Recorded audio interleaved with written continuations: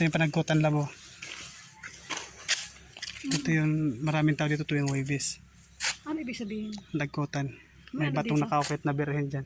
Saan? Dito lahat ng mga nagkakasakit. Dito sila nagsisindi ng mga kandila. Saan naka-ukit dida or didi? Diyan na pwesto na yan. Baka naman, Ay, ito dito sa likod. May pader. Gala pag may time. Gala saan tayo? Baba tayo. Baba tayo. Daming tao dito lang tuwing Huwebes. dito? Oh, tabo. Ang ibig sabihin ng tabo, yung sa waray nun, basta tabo. Changi. Changi ba yan? Oo. Hindi, hindi pa kayo ninahagdan. Lah, saan kaya ito banda? May kubo din siguro sa taas. Saan? Parang gusto ko subukan na. Mamaya na. Punta mo natin yung sinasabi nilang kuweba. Saan yan? Ay, ito! Saan yan? Oh shit, ang taas. Ayun pala, kala ko walang hagdan. Buyag yan.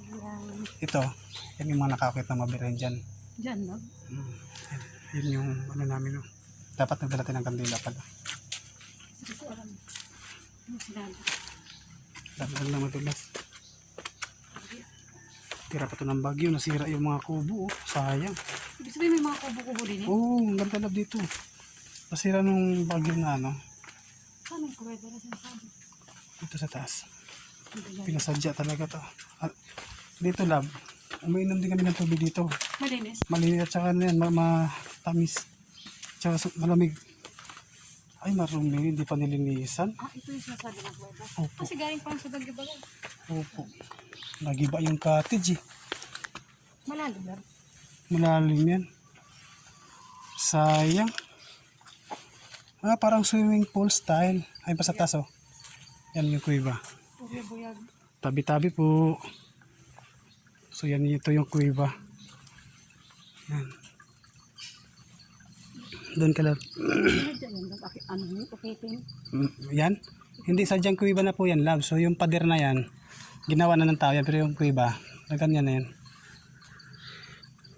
Naglakad-lakad ako. Love, Picture? video.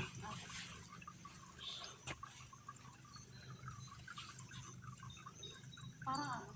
Fishing with? Picturean kita, love.